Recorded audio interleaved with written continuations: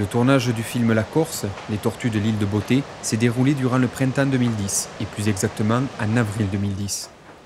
En 16 jours, nous avons parcouru 640 km, et les 11 étapes de notre périple naturaliste nous ont permis de filmer et de photographier 7 espèces de batraciens et 11 de reptiles, soit l'intégralité de l'herpétofaune corse, chose encore jamais réalisée dans un documentaire nature dédié à cette île. Cette fois encore, c'est avec la caméra numérique XL2 de la marque Canon que j'ai tourné les images du documentaire. Légère et compacte, elle est parfaite pour une utilisation sur le terrain. De plus, la possibilité d'y monter des objectifs photographiques de la même marque permet de réaliser des images d'excellente qualité, notamment en macro pour pointer du doigt les caractéristiques morphologiques d'une espèce. La couleur et la forme des yeux, par exemple, les griffes qui terminent les pattes des tortues, les coussinets nuptiaux des discoglosses, ou encore la peau verruqueuse de l'hémidactyle. Autant d'images spectaculaires rendues possibles grâce à l'objectif 100 macro Canon.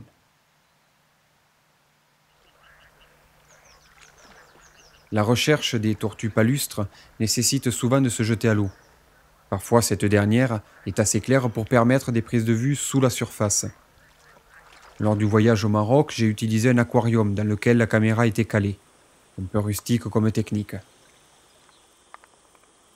Depuis, j'ai dessiné et conçu un caisson étanche destiné à plonger la caméra quelques centimètres sous la surface. Ce caisson a été réalisé par un ami soudeur chaudronnier avec l'aide de ses collègues. J'ai d'ailleurs baptisé cette boîte la Dodo Box, contraction du diminutif de mon ami d'enfance et de box, boîte en anglais.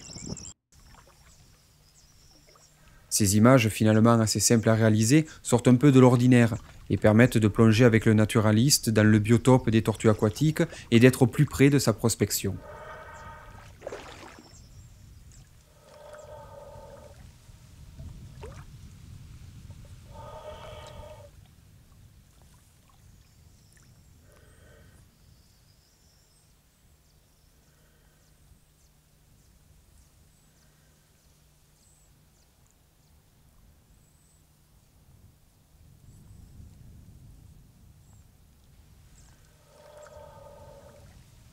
Bien sûr, lorsqu'on désire filmer les batraciens, et notamment en période de reproduction, il faut s'attendre à souvent mettre les pieds dans l'eau, eau qui n'est vraiment pas chaude au mois d'avril, que ce soit dans le Rizzanese, dans les points d'eau bordés de phragmites, ou encore dans les torrents glacés de montagne à la recherche de l'euprocte.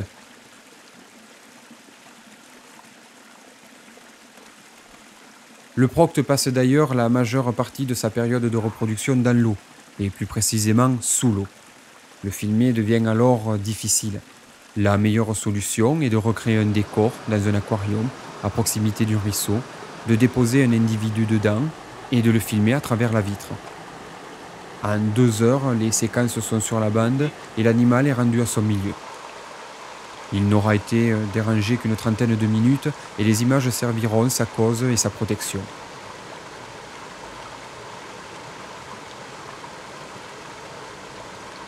Mais c'est surtout la nuit que les batraciens sont les plus actifs.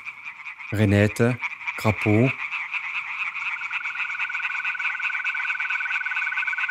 et discoglosses cherchent leur partenaire en poussant la chansonnette. J'ai une affection particulière pour les prises de vue réalisées après le coucher du soleil. Souvent, seul, je passe des heures sur le terrain à traquer l'image exceptionnelle que nous offre la vie nocturne. Bien sûr, point de lumière, et la gestion des torches rajoute à la difficulté, mais le résultat est parfois inespéré.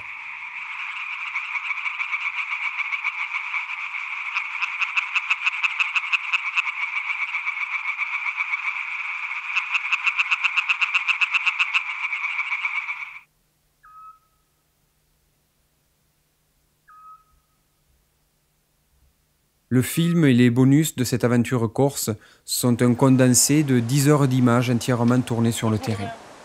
Nous avions initialement prévu de réaliser un documentaire sur les tortues de Corse et de Sardaigne. Mais la richesse des 16 premiers jours sur l'île de Beauté a changé notre objectif de départ. Nous ferons donc un film pour chaque île. Après notre périple corse, nous avons embarqué pour la Sardaigne, pour 15 jours supplémentaires à la rencontre de l'herpétologie sarde. Mais c'est une autre histoire que nous vous raconterons dans notre prochain DVD. Alors à bientôt pour de nouvelles aventures à la découverte des tortues du monde.